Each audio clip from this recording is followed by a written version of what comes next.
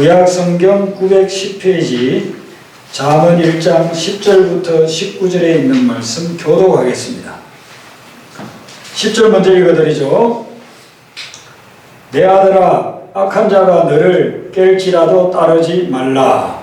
그들이 내게 말하기를 우리와 함께 가자. 우리가 가만히 엎드렸다가 사람의 피를 흘리자. 죄 없는 자를 따라 없이 숨어다니다가 서울같이 그들을 산채로 삼키며 무덤에 내려가는 자들같이 통으로 삼키자.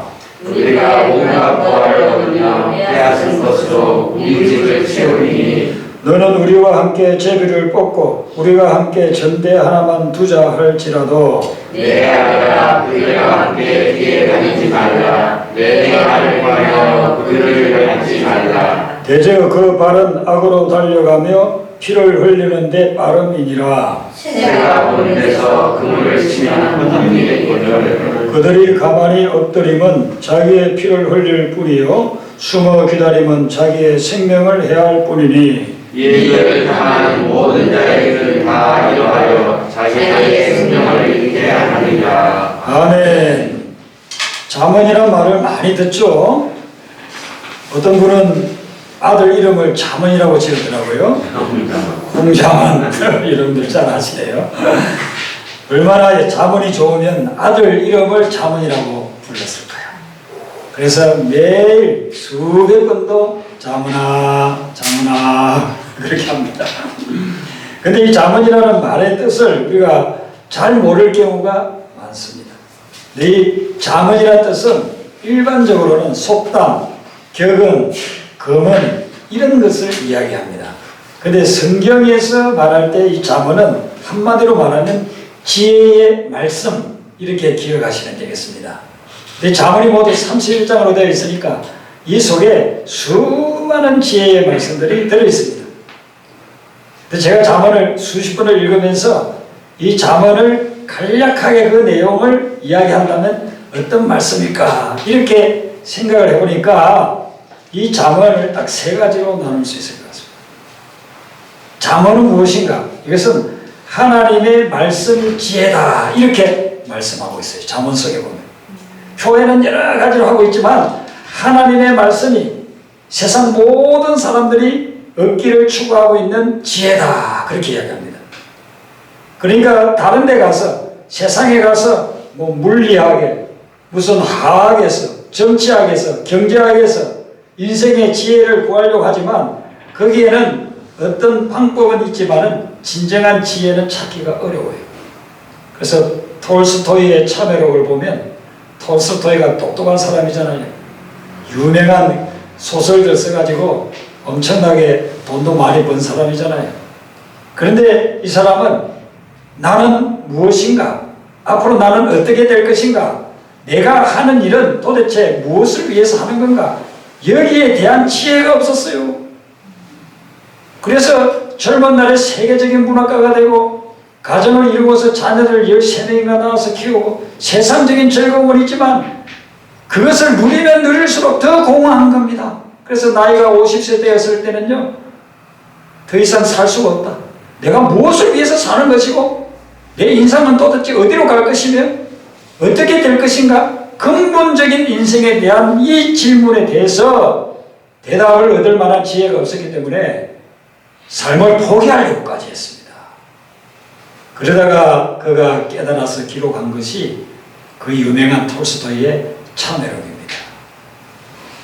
그렇게 두껍지 않은 책인데 그 속에 진리를 향한 믿음을 향한 갈급함이 있는 사람들에게 그것을 찾을 수 있는 길을 제시해 주고 있죠. 이 잠언은 하나님의 말씀이 지혜다 하는 것을 이야기하고 있습니다. 두 번째는 하나님의 말씀에 순종하는 것이 지혜다 그랬습니다. 우리가 지혜를 알면 무엇합니까? 알고만 있으면 안 됩니다. 거기에 순종해야 그게 진짜 지혜다. 그리고 세 번째는요, 악을 떠나는 것이 지혜다라고 이야기하고 있습니다. 잠언 전체를 읽어보면 다양하게 표현하고 있지만 이 세 가지 카테고리에 다 포함되어 있다는 겁니다. 세상에서 많은 사람들이 추구하는 그 지혜가 결국은 하나님의 말씀이라는 것이고 그리고 그 말씀에 순종하는 것이 지혜고 악을 떠나는 것이 지혜라고 그렇게 이야기하고 있습니다. 오늘 이 본문 말씀은 10절까지 우리가 쭉 읽었습니다만은 10절이나 되는 이 분량이 한 가지 이야기를 합니다. 악을 떠나는 것이 지혜라고 이야기를 하고 있습니다. 여러분, 우리는 하루하루 살아가면서 수많은 유혹에 노출되어 있습니다. 유혹을 받지 않는 사람은 아무도 없습니다. 특별히 젊은이들, 우리 자녀들은 유혹에 아주 적나라하게 드러나 있습니다. 인생을 많이 살아보지 못했고 많은 경험을 해보지 못했기 때문에 이것이 유혹인가 아닌가도 모르고 받을 때도 있습니다. 그래서 우리 자녀들이나 젊은이들을 위해서 우리는 많은 기도가 필요한 것입니다. 낚시하는 사람들을 옆에서 이렇게 보면서 혹은 TV에 중계되는 그런 것들을 이렇게 보면서 저 물고기가 왜 저 미끼를 물까? 참 어리석다. 물고기는 IQ가 낮아가지고 저 미끼를 물면 자기가 잡혀서 죽을 거라는 것도 모르고 무는구나 라고 우리는 이야기할 수 있습니다. 그런데 우리가 삶을 살아가면서 보면 우리도 물고기처럼 그렇게 행동할 때가 너무나도 많습니다. 옆에 사람이 쓰러지는 걸 보면서도 내가 조금 후에 며칠 몇 달 후에는 그 같은 유혹에 넘어갑니다. 그 유혹에 넘어가지고 그 사람이 망하는 걸 보면서도 매스컴을 통해서 하루에도 수십 건의 그런 사건들을 우리가 들으면서도 나에게 그 유혹에 들어오면 나도 또 넘어가 버립니다. 그리고 우리가 물고기보다 더 낫다는 게 뭐겠어요? 물고기가 IQ로 따진다면 뭐 우리보다 몇십 분의 1도 안 될 거잖아요. 근데 그 물고기하고 우리가 다른 것이 뭐 있겠어요? 우리가 물고기보다 더 똑똑합니까? 우리가 물고기보다 더 지혜롭습니까? 아니에요. 유혹 앞에서는 물고기보다 더 못한 경우도 있어요. 어떤 물고기는 한번 물렸으면 다시는 그거 안 먹는 물고기도 있어요. 그런데 우리는 아니에요. 넘어가는 것 또 조금 지나면 또 같이 넘어가고 그렇게 넘어가지 않습니까? 어릴 때는 사탕 하나에 넘어가고 작은 선물 하나에 넘어가는데 나이가 들면 돈에 넘어가고 권력에 넘어가고 명성에 넘어가는 겁니다. 그렇게 넘어가는데 오늘 이 10절 말씀을 한번 보세요. 악한 자가 우리를 깬다고 그렇게 이야기합니다. 악한 자가 너를 깰지라도 이 말은 뭐냐면은 우리를 깨는 악한 자가 있다는 것입니다. 이 악한 자가 누굴까요? 여기서 악한 자는 먼저 악한 사람, 여러분들 주변에 있는 악인들을 이야기합니다. 그래서 이 악한 사람들은요 늘 악을 저지르려고 계획하고 있고 악에 집착하고 상습적으로 죄를 짓는 그런 사람입니다. 이런 사람을 본다면 우리 믿는 사람들은 어떻게 해야 되겠습니까? 그 사람을 위해서 기도하고 그 사람에게 하나님의 말씀을 들려주면서 조언을 해줘야 되겠지만은 이 악한 자가 끄는 대로 절대로 따라가면 안 됩니다. 그의 변화를 위해서 기도하고 하나님의 말씀을 들려주고 근거는 해주되 악한 자가 하라는 대로 따라갔다가는 여러분들을 망하는 거예요. 예수 믿는 사람들이라고 사기꾼에 안 당합니까? 어떤 면에서 예수님 믿는 사람들은요 순진해져 가지고 오히려 사기꾼에 더 쉽게 넘어가요. 제가 개척교회 할 때에 어떤 분이 와가지고요 저에게 막 도와달라고 하다가 아이고 결혼을 해가지고 아기를 낳았는데 애 먹일 우유도 없습니다. 그런데 제가 그 바이올린이 하나 있는데요 그걸 팔아서라도 애를 젖을 먹게끔 우유를 먹게끔 해야 되겠습니다. 뭐 그렇게 하더라고요. 그래서 처음에는 제가 마음이 혹해가지고 아이고 이렇게 참 어려운 젊은 분이 있구나 도와줘야 되겠다 그러면은 지금 제가 당장은 돈이 없으니까 그러면 전화번호를 하나 남겨놓고 가세요. 내가 다시 전화해서 그때 한번 다시 만납시다. 그래 전화번호를 놓고서 갔어요. 그러고 나서 이제 1시간 후에 제가 전화를 걸었더니 아무도 받지 않는 잘못된 전화번호. 어디서 바이올린을 훔쳐가지고 교회에는 악기들을 많이 다루니까 저에게 팔아서 그렇게 사기치려고 했던 거죠. 여러분 이 악한 자는 우리가 주변에서 언제든지 만날 수 있고 우리가 만약에 영적으로 깨어있지 못하고 분별하지 못한다고 한다면 정말 큰 것에 넘어갈 수가 있어요. 이 악한 자가 여러분들에게 깰 때는 놓으라고 이야기를 해야 되는 것입니다. 단호하게 물리쳐야 되는 것입니다. 그런데 오늘 이 말씀 속에서 이 악한 자는 한 가지 더 이야기를 하는 게 있습니다. 이것은 악한 자가 악한 영을 이야기한다는 것입니다. 사탄을 이야기한다는 것입니다. 그리고 사탄은 우리 눈에 보이지 않습니다. 누가 사탄을 본다고 한다면 그 사람 이상한 사람입니다. 정신병원에 가면 사탄 본다는 사람 많습니다. 사탄은 눈에 보이지 않습니다. 그런데 보이지도 않는 사탄이 우리를 어떻게 유혹합니까? 그래서 우리의 생각을 통해서 유혹에 들어온다는 것입니다. 사탄은 보이지 않아요. 정상적인 사람, 제정신을 가지고 있는 사람 눈에는 절대로 영이 보이지 않습니다. 그런데 사탄이 우리를 유혹에 들어온다는 것입니다. 그 유혹은 우리의 생각을 통해서, 우리의 마음을 통해서 유혹해 온다는 것입니다. 내가 그전에 보았던 걸 생각나게 해요. 현재 내가 보고 있는 걸 통해서 어떤 다른 생각을 하게끔 하는 거예요. 내가 들은 것을 통해 가지고 어떤 생각을 하게끔 하고, 내가 경험한 것을 통해서 어떤 생각을 하게끔 만든다는 것입니다. 그래서 내 생각 속에 유혹의 씨앗을 뿌리는 것입니다. 자, 앞으로 또 우리가 한 주간 동안 살아갈 때에 사탄이 여러분들에게 수시로 이런 유혹의 생각을 여러분의 생각 속에 또한 여러분들의 마음 속에다가 막 뿌릴 거예요. 보는 것 자체는 절대로 그게 유혹이라고 할 수가 없습니다. 여러분들이 듣는 것 자체가 유혹이다 아니다 그렇게 할 수가 없습니다. 여러분들이 경험한 것 자체는 유혹이다 아니다 할 수가 없습니다. 그런데 거기에 생각이 더해질 때 그곳에 유혹의 씨앗을 뿌리게 된다는 것입니다. 배우고 보면 우리가 뭔가를 먹고 싶잖아요. 근데 보니까 맛있는 음식이 차려져 있어요. 근데 사람도 아무도 없어요. 식당 주인이 그걸 차려놓고 잠깐들 간 거예요. 배우고 볼 때 먹고 싶은 생각, 그게 들면서 어떤 생각을 가지냐면 저거 훔쳐서 먹어야지. 이렇게 되면 그게 유혹에 넘어간다는 거죠. 배우고 볼 때 맛있는 음식을 보는 것은 그건 유혹이 아니에요. 얼마든지 많이 볼 수 있어요. 근데 그걸 내가 훔쳐서 먹어야지. 이렇게 될 때 그게 유혹에 넘어가는 것입니다. 돈이 꼭 필요한데 돈이 없습니다.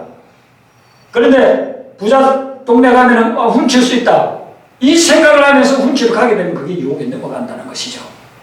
우리가 보는 것이나 듣는 것이나 경험하는 것 자체가 유혹은 아니지만 거기에 어떤 생각이 들어가게 되면 그것이 우리를 유혹하여서 넘어지게끔 만든다는 것입니다. 예수님의 말씀 중에 가장 중요한 말씀들, 모든 말씀이 다 중요하지만 가장 중요한 말씀들을 모아놓은 것이 산상설교라고 하지 않았습니까? 마태복음 5장 6장 7장. 근데 그 마태복음 5장 6장 7장을 보면요 크게 두 가지를 강조하고 있어요. 첫 번째는 마음을 강조하고 있습니다. 여러분이 산상설을 계속 읽어보세요. 우리가 전혀 생각지 못한 마음 부분을 계속 예수님이 이야기하고 있어요. 팔복을 한번 보세요. 팔복 우리가 지금 다 외웠잖아요. 마태복음 5장 3절부터 10절까지 8가지 복이 쭉 나오지 않습니까? 그게 지금 소개되는 걸 보세요. 그 중에 적어도 6가지가 다 마음에 대해서 이야기합니다. 심령이 가난한 자, 심령, 마음이 가난한 자는 복이 있다. 잘생긴 사람이 복이 있다. 돈을 많이 모은 사람이 복이 있다. 좋은 집안에 태어난 사람이 복이 있다가 아니라 심령, 마음이 가난한 자가 복이. 예수님 지금 마음에 대해서 이야기합니다. 온유한 사람은 복이 있다. 땅을 기업으로 받는다. 온유, 마음이 온유한 걸, 외모를 지금 이야기하는 것이 아니에요. 마음이 온유한 자, 마음이 청결한 자는 하나님을 본다. 마음을 이야기합니다. 계속 주님께서 말씀하시는 게 뭡니까? 진짜 복은 마음에 있다는 것입니다. 외적인 거 뭐 돈을 많이 가지고 높은 자리에 올라가고 무슨 명성을 날리고 무슨 건강해지고 그것에 진짜 복이 있는 것이 아니라 그런 것도 복의 요소, 뭐 일반적인 복의 요소이지만 진짜 복은 내 마음 속에 있다는 것입니다. 내 마음이 가난해지고 내 마음이 온유해지고 내 마음이 낮아지고 내 마음이 깨끗해질 때 그때 하나님이 주시는 복이, 하늘의 복이 우리 삶에 임한다는 거예요. 예수님이 우리의 생각, 우리의 마음이 얼마나 중요한지를 지금 이야기하고 있는 거예요. 그러면서 마태복음 5장 28절에 예수님이 그런 말씀을 해요.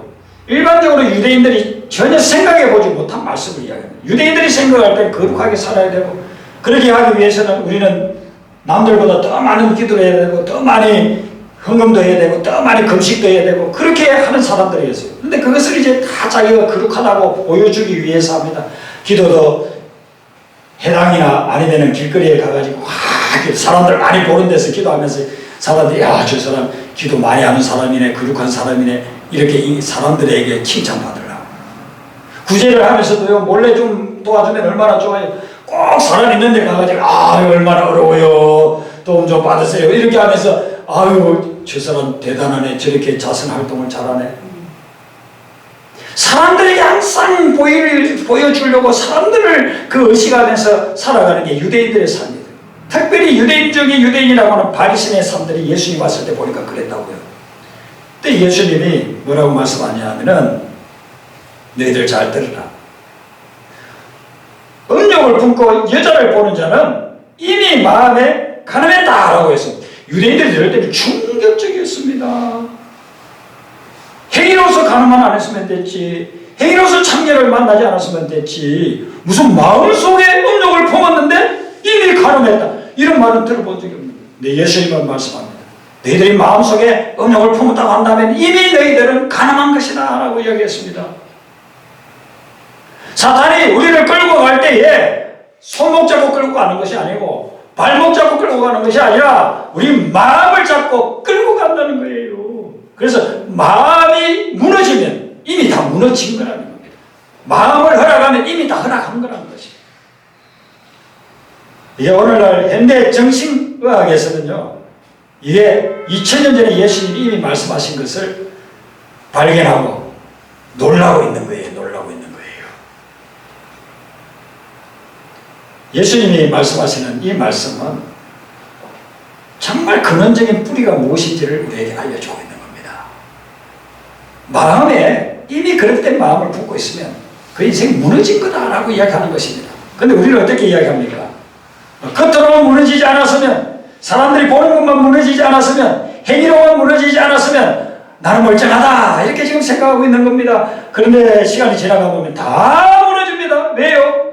뿌리가 무너져 있었기 때문에 그런 것입니다. 10절 하반절에 또 뭐라고 이야기합니까? 너를 깰지라도 따르지 말라, 그렇게 이야기를 하고 있습니다. 너를 깰지라도 따르지 말라. 여러분, 오늘 이 말씀은 솔로몬이 기록한 말씀이에요. 솔로몬은 인생을 성공적으로 행복하게 살 수 있는 모든 조건을 가진 사람이죠. 자기 아버지 다윗이 솔로몬을 잘 양육했고, 또 솔로몬에게 왕국을 주었고, 그는 먹을 거, 입을 거, 누릴 거, 모든 권력을 다 가지고 있는 사람이에요. 행복의 외적 조건은 다 가진 사람이에요. 그래, 아버지가 돌아가시기 전에도 솔로몬을 앉혀놓고, 너는 앞으로 정치를 하려면 이렇게, 백성들을 다스리려면 이렇게, 사람들을 대할 때는 이렇게 하라고 다 알려줬어요. 그 외에도 솔로몬은 지혜가 충만한 지혜의 왕으로 그렇게 우리가 알고 있습니다. 이 솔로몬이 인생을 그렇게 살아갔는데, 그러면 지혜롭게 살았느냐? 솔로몬이 지혜롭게 살았기 때문에 자문에 있는 이 많은 분량의 지혜를 우리에게 기록하고 있는, 아니, 솔로몬은 지혜를 알기는 했지만 지혜롭게 살지를 못했어요. 그래, 그는 실패하고 쓰러지고 넘어지고 깨지고, 그래서 솔로몬 대가 끝나고 난 후에 그 아들의 대에는 나라까지 망해버렸어요.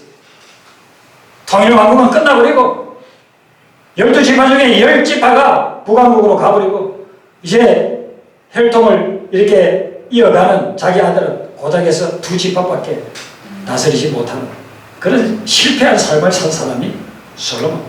영적으로 보면 엄청나게 실패한 삶을 사는 사람이 솔로몬. 외적으로도 실패하고. 그리고 솔로몬이 자기 인생을 살아보면서 깨닫고서, 그리고서 후회에 가득하여서 자기 아들은 그런 삶을 살지 말라고 근무하는 말씀이 잠언 말씀.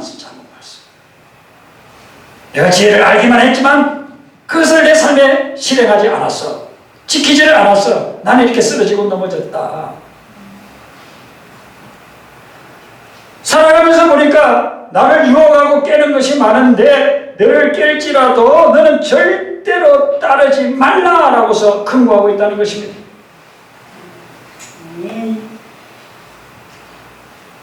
여러분, 유혹은 어디에나 있습니다. 사람들에게 유혹받은 사람이 사람 없는 데 가야지 산 위에 올라가 있으면 여러분 유혹이 없는 줄 아세요? 예수님이 광야에 갔습니다. 예수님이 광야에 갔는데 광야에도 유혹이 있습니다. 세 가지 큰 유혹을 다 사람 아무도 없는 그 광야에서 다 받았습니다.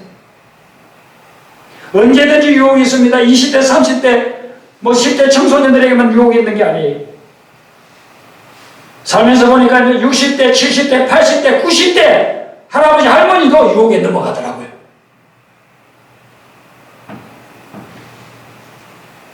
여러분, 누구에게나 다 유혹이 오는데 어떤 사람은 유혹에 넘어가고 어떤 사람은 유혹에 넘어가지 않습니다.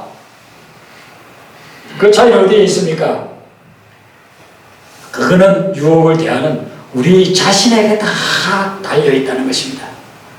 유혹을 대할 때 내가 어떻게 대하느냐에 따라서 넘어갈 수도 있고 넘어가지 않을 수도 있습니다. 고기 잡는 사람들을 보면 낚시꾼들이 쫙 방파제에 앉아서 낚싯대를 서너 개씩 이렇게 던져 놓습니다. 그러면 거기에 한 20개의 미끼가 있다고 치자고요. 그리고 그 바다 밑에는 수백 마리 고기들이 있습니다. 수천 마리 고기들이 있습니다. 그 고기들이 다 미끼를 무는 게 아니에요. 어떤 고기는 안 물어요. 미끼가 있어도 지나가 버려요. 근데 그 미끼를 무는 고기는 붙잡혀가지고 죽는단 말이죠. 누구에게나 언제 어디서나 유혹이 있지만 넘어가느냐 넘어가지 않느냐는 것은 내가 내 마음을 어떻게 갖느냐에 따라 달라진다는 것입니다. 여러분들은 여러분의 마음을 잘 지배하시기를 바랍니다. 내 마음인데도 내가 지배를 못하고 사단에게 내버려 두면은요, 그 마음을 끌고 가가지고 내 인생을 패망으로 이끌어간다는 것입니다. 사기꾼은 어디나 있어요. 누구에게나 와요. 목사인 저에게도 사기꾼이 온다니까요. 제가 전도사 시절에 좀 큰 규모의 교회에서 사역을 했습니다. 행정을 맡다가 있는데요, 하루에도 몇 명씩 도와달라고 합니다. 어떤 사람이 와가지고요, 저에게 그래요. 저 서해안에 지도에도 나오지 않는 섬이 있는데 자기 아버지가 거기에 개척을 했고 아버님 돌아가시고 이제 자기가 거기에서 사역을 한다는 거예요. 그런데 거기는 뭐 제대로 건물을 지을 수도 없어가지고 두꺼운 천으로 텐트를 쳐가지고 거기서 지금 예배를 드리고 한 20-30명 예배를 드리고 있는데 이 좀 건물을 지어야 되겠다고 그렇게 하면서 좀 도와달라고 그러더라고요. 제가 그때만 해도 정말 순진했어요. 지금도 순진하지만 그때는 더 순진했어요. 그리고 어렵다고 하니까요, 그때 사례비를 얼마 받았느냐 하면 제 기억에 15만 원인가 20만 원 받았어요. 그거 가지고 애들 둘 띄우면서 어떻게 먹고 살겠어요. 그런데도 5만 원인가 도와줬다니까요. 사례비에 거의 그냥 3분의 1을 도와줬다니까요. 나중에 알고 보니까 사기꾼이에요. 무슨 서해의 지도상에도 없는 섬이 어디 있어요, 우리나라에. 그때는 제가 붕댈 일이 없었어요. 근데 지금은 안 당해요. 지금은 그런 사람들, 지금도 와요, 그런 사람들이. 오지만 너무 불쌍하니까 노숙자를 돕는 그런 차원에서 그냥 제가 도움만 주는 거예요. 그거 안 받아도 괜찮고, 당신 뭐 떼어 먹어도 괜찮고, 그냥 필요하다면 조금만 주는 거예요. 어떤 교회들은 노숙자 사역을 하는데 일주일에 매주 모여가지고, 코로나 바이러스 일어나기 전에는 매주 모여가지고 먹을 거 전신 대접하고, 그리고 차비 또 5,000원씩 뭐 주고, 그렇게 매주마다 한 100만 원씩 이렇게 투자를 해서 그렇게 노숙자 선교하는 그런 교회들도 있더라고요. 우리는 뭐 그러지는 못하니까 간혹 오는 어려운 노숙자 보면 제가 돕는다 생각하고 조금씩 도와줘요. 근데 어떤 사람들은 사기치려고 합니다. 너무나 많은 액수를 요구할 때도 있습니다. 그런 데는 안 줘야 되는 것이죠. 여러분, 우리가 사이렌이라는 말을 듣잖아요. 사이렌. 공석 경보를 들으면 맹맹맹 하면서 사이렌 소리를 듣지 않습니까? 그 사이렌이라는 말이 원래 히랍 신화 세이렌이라고 하는 데서 나왔습니다. 이 세이렌은 전설적인 그런 하나의 동물인데, 짐승인데, 얼굴은 여자 얼굴입니다. 몸은 독수리입니다. 지중해 연안 이탈리아를 배경으로 해서 생긴 그런 신화의 전설인데, 이 세이렌은 바다를 항해하는 사람들에게 그 주변 지역을 지나면은 아주 매혹적인 노래를 불러줍니다. 그러면 그 노래 소리를 듣고 이 어부들이, 선원들이 그 노래 소리에 매혹돼서 바다에 그냥 뛰어들어버려요. 그래서 죽어요. 그리고 배를 몰고서 그 길 가다가 암초 지역에서 그냥 난파가 돼서 거기서 또 죽어요. 그런데 오디세우스가 자기 부하들을 데리고 그 지역을 지나가게 됐습니다. 지나가기 전에 자기 부하들에게 이야기합니다. 너희들은 다 기마개를 해라. 그래서 아무 소리도 들리지 못하게 하라. 근데 나는 무슨 노래를 부르는지 한번 알아야 되겠다. 나는 돛대에다가 묶어다오. 돛대에다가 딱 묶었습니다. 밧줄을 가지고 묶고 부하들은 딱 기마개를 했습니다. 그리고서는 세이렌이 노래 부르는 지역을 딱 지나가는데 정말 매혹적인 노래를 부르는 겁니다. 오디세우스가요, 자기를 묶은 그 밧줄을 끌고 끌려내고 나가려고 막 발버둥을 칩니다. 그러니까 부하들은 자기들은 들리는 게 없으니까 그 자기 대장을 보고서 저 자꾸 밧줄 끌으려고 하니까 더 밧줄로 꽁꽁 묶었습니다. 그래서 그 지역을 다 통과하고 난 후에 이제 세이렌의 그 노래소리가 안 들리는 지역까지 오니까 이제 살았습니다. 근데 세이렌이 이 오디세우스를 유혹하려고 하다가 자기도 유혹을 못했다 해가지고 자존심 상해가지고 다 자기라고 말한다고 그래요. 이게 세이렌의 신화입니다. 근데 오늘날 우리에게도요, 얼마나 세이렌과 같은 그런 유혹의 노래들이, 유혹의 음성들이, 유혹의 제스처들이 계속해서 들려오고 있습니다. 그게 얼마나 많은 사람들이 끌려가고 있습니까? 여러분들, 우리가 왜 유혹에 넘어갈까요? 유혹에 넘어가는 이유는 그걸 따라가면 나한테 이익이 생길 것 같으니까 그렇습니다. 그 이익이 물질일 수도 있고 쾌락일 수도 있고 명성일 수도 있어요. 저 사람이 하자는 대로 하면, 저 유혹을 따라가면 나에게 무엇인가 생길 것 같으니까, 나에게 유익이 되고 내가 출세할 것 같으니까 그래서 그걸 따라가는 거예요. 대학교 앞에서 외모가 출중한 여자를 보고 남자가 접근하는 거예요. 당신 우리나라 최고의 여배우로 만들어줄 테니까 나를 따라. 그 따라가가지고 사기당한 사람이 얼마나 많습니까? 내가 여배우가 되려고 하는, 그래서 돈과 명성을 얻으리라고 하는 그런 욕심이 없었다고 한다면 뭐하려고 그 유혹에 넘어가겠습니까? 전혀 넘어가지 않죠. 당신 이런 좋은 사업이 있는데 이 사업에 좀 투자하시오. 내가 10배로 벌게끔 해주겠어. 그 돈이 욕심이 나니까 거기서 같이 들어가는 겁니다. 그러다가는 자기 가지고 있는 거 다 평생 모아놓은 재물 전부 다 날리고 그러지 않습니까? 내가 이익을 볼 수 있다고 생각하니까 욕심이 끌리니까 그래서 유혹에 넘어가는 겁니다. 그리고 우리가 유혹에 넘어가는 이유 중에 또 하나는요, 멀리 내다보지 못하기 때문에 그래요. 길게 내다보지를 못하니까 지금 당장 나에게 무엇을 해준다니까 그게 이끌려가지고, 지금 당장 내가 먹을 게 없어요. 그런데 먹을 것도 주고 용돈도 주고 그렇게 하니까 끌려 들어가는데, 들어가서 그것을 일하다 보니까 그게 조폭이에요, 조폭. 나중에는 쇠고랑 차고 감옥에 들어가고 심지어 목숨까지 잃어버리는 그런 결과를 가져오지 않습니까? 조폭을 유인할 때, 조폭 삼을 때 그냥 삼는지 아세요? 돈을 그냥 한 답을 갖다 준다고요. 한 답을 갖다 주면서 네 마음대로 원하는 데 쓰라 해놓고서는 그때부터는 코를 깨가지고 끌고 다니면서 온갖 폭력을 저지르고 불이익을 가져오게끔 그렇게 만들어요. 길게 보지 못하고 짧게 이제 내 눈앞에서만 일어나는 일만 보니까 그 사람이 가지고 있는 의도가 무엇인지를 모르고 거기에 빨려들어서 따라가다가 그렇게 된다는 것이죠. 여러분, 유혹을 따라가게 되면 어떻게 됩니까? 유혹을 따라가면요, 내 소중한 것을 잃어버려요. 심지어는 생명까지도 잃어버리는 거예요. 유혹은요, 달콤해요. 여름에 한참 더울 때요, 냉장고에 넣어놨던 사이다처럼 그렇게 달콤하고 시원하다니까요. 그러니까 유혹에 넘어가지. 유혹이 나쁘고 나한테 좋지 않은 거면 누가 넘어가겠습니까? 그런데 그 유혹을 따라가면 결국 나의 소중한 것, 생명까지도 다 잃어버리게 된다는 것입니다. 빌 클린턴이 미국의 대통령 할 때에, 빌 클린턴 하면 여러분들은 머릿속에 뭐이 떠오릅니까? 그가 뭐 나라를 위해서, 세계를 위해서 한 일들도 있겠지만은 스캔들. 그 스캔들이 이게 머리에 떠오를 겁니다. 그래서 빌 클린턴이 그렇게 성중독이 되어가지고 그래서 자기 아내 외에 수많은 여성들에 대한 그런 편리를 가지고 있습니다. 그래서 상담을 받게, 상담. 대통령이 상담을 받는데, 대통령을 상담할 사람이 누가 있겠습니까? 미국 최고의 상담가를 불러오지 않겠습니까?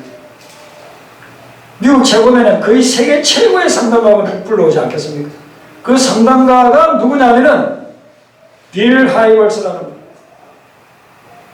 빌 하이벌스는 미국 시카고에 윌로커리 교회를 개척해서 수만 명으로 성장시킨 사람입니다. 대통령이 문제가 있고 어려움이 있으니까 그 대통령을 상담해 줄 정도로 그만큼 영적이고 더 지적이고 심리적인 그런 전문가였습니다. 그런데 작년에 어떻게 됐습니까? 이 빌 하이버스가 10몇 년 동안 사람들 모르게 엄청난 죄를 지어왔다는 것입니다.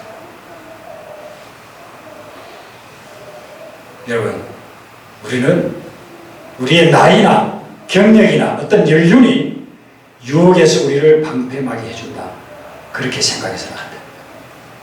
해줄 수가 없습니다. 죽을 때까지, 죽는 순간까지 절대로 유혹에서 나는 자유롭고 나는 유혹을 완전히 극복한 사람이다, 그런 교만 부려야 됩니다. 언제 어느 순간에 유혹이 들어올지 모릅니다. 대통령을 상담해 주었던 세계 최고의 상담가가 10몇 년 동안 엄청난 죄를 저지르고 있으면서 그게 드러났을 때 거짓말까지 하면서 나는 절대로 그런 죄를 안 지었다고 거짓말까지 오랫동안 하다가 나중에 다 드러나고 그 상대방이 다 드러냈을 때 지금 그는 어디 있는지도 모르는 축복낙엽이 되어버리고 말한다는 것이죠. 사탄이 그의 마음속에 그런 음란한 마음을 심어줄 때에 물리쳐야 되는데 그때 물리치지를 않고 거기에 끌려가 버린 것이죠. 예수님의 말씀, 마태복음 5장에 있는 그 말씀을 잊어버린 것. 수도 없이 설교하고 성경 공부하고 가르치면서도 정작 자기에게는 적용하지 않았기 때문에 그는 무너져버리고 말았다는 것입니다. 여러분, 사단이 우리 마음속에 심어주는 그 유혹의 씨앗을 심는 순간 여러분들은 다 물리쳐버리시기를 바랍니다.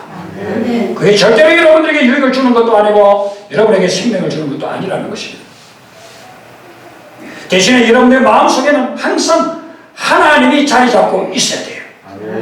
그리고 하나님이 주시는 그 말씀이 여러분의 마음을 차지하고 있어야 됩니다.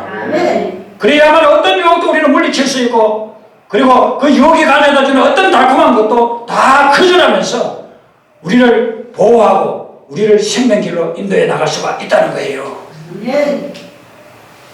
시편 119편은 그런 하나님의 말씀에 대해서 다양하게 말씀하고 있는데 이 말씀 속에 두 구절만 제가 세 번역으로 여러분들에게 읽어드리겠습니다. 시편 119편 9절에 이렇게 말씀합니다. 젊은이가 어떻게 해야 그 인생을 깨끗하게 살 수 있겠습니까? 젊은이들에게 특별히 유혹이 많고 많이 넘어가잖아요. 어떻게 하면 유혹에 넘어가지 않고 깨끗하게 살 수 있겠습니까? 질문을 하면서 대답을 줍니다. 주님의 말씀을 지키는 길, 그 길뿐입니다. 주님의 말씀을 지키는 그거 외에는 다른 길이 없다는 거예요. 유혹에 넘어가지 않는 다른 길은 없다, 이 세상에. 주님의 말씀을 붙잡고 그것을 지키는 것만이 유혹에 넘어가지 않는 길이다. 11절입니다. 시편 119편 11절 말씀. 역시 세 번역으로 읽어드립니다. 내가 주님께 범죄하지 않으려고, 유혹에 넘어가지 않으려고요, 범죄하지 않으려고 주님의 말씀을 내 마음속에 깊이 간직합니다. 내 생각 속에, 내 마음속에 무엇이 있어요? 하나님의 말씀이 있어야만 범죄하지 않고 유혹받지 않고 넘어가지 않는다는 거예요. 그러나 말씀이 떠나버리고 세상의 어떤 것들이 내 마음속에, 내 머릿속에 지배하고 있다고 한다면 그게 가득 차면 언제든지 유혹에 넘어갈 수 있다는 거예요. 불신자뿐만 아니고 평신도가 아니라 평생 동안 하나님 말씀 가운데서 살고 말씀을 가르치고 말씀을 설교하고 말씀을 강조해왔던 목회자도 언제든지 넘어질 수 있다는 거예요. 다윗이 그런 사람 아닙니까? 다윗이 시편에 그 수많은 시편들을 쓰지 않았습니까? 그래서 다윗이 시편에 하지 않습니까? 그 다윗도 자기 마음을 보는 것은 볼 수 있어요. 옥상에 올라가가지고 보이는데 뭐 어떻게 해요? 옥상에서 좀 산모하려고 왔다 갔다 하는데 저기 목욕하는 여자가 보이네. 그럼 보이는 거에 누구든지 볼 수 있지 않겠습니까? 그럼 고개를 들고 아이고 내가 못 볼 걸 봤구만 하고 빨리 내려가서 기도하고 할렐루야 찬양하고 말씀 묵상하고 했으면 될 거 아니에요. 보이는 것을 거기에 자기 마음을 씹어버려요. 마음이 빼앗겨버렸어요. 아유 저 여자 괜찮게 보이네 뭐 하면서 계속 상상을 해가지고 부하대 시켜가지고 때리고 오라. 그렇게 다윗의 평화로웠던 인생은 거기로서 끝나버리는 것입니다. 여러분 한 주간 동안의 삶을 살아가면서도 여러분의 마음에 사단이 절대로 유혹의 씨앗을 심지 못하도록 말씀으로 막으시기 바랍니다. 때문에 말씀으로 말해야만 여러분의 인생을 지킬 수가 있는 것입니다. 우리 자녀들과 젊은이들을 위해서 우리가 참으로 많은 기도가 필요합니다. 제가 젊었을 때보다 요즘 젊은이들이 훨씬 더 많은 유혹이 있어요. 이루 말할 수 없는 유혹들이 있어요. 어떤 집사님은 저에게 와서 그런 이야기 하더라고요. 우리 교회 집사님이 아니십니다. 저기 뭐 분당 쪽인가 어디 수지인가 그런 쪽에 애들이 모여가지고 이상한 그런 영상을 보면서요. 부모가 출근하고 없는 집에 딱 올라가서 가가지고 거기에서 그런 걸 틀어놓고 별짓을 다 한다는 중학교 고등학교 아이들이 지금 별짓을 다 하고 있다는 거예요.